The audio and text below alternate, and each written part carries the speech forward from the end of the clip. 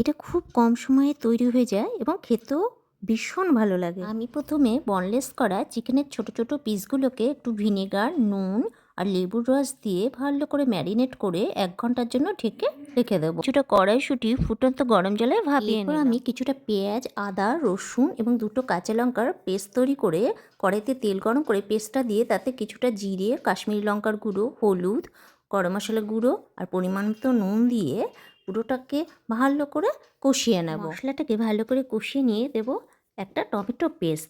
এবার সবসময় ভালো করে কষিয়ে 1 চামচ চিনি দিয়ে দেবো। তারপরে চিকেনের পিসগুলোকে আস্তে আস্তে কড়াইতে দিয়ে ঢেকে ঢেকে কষাতে থাকবো।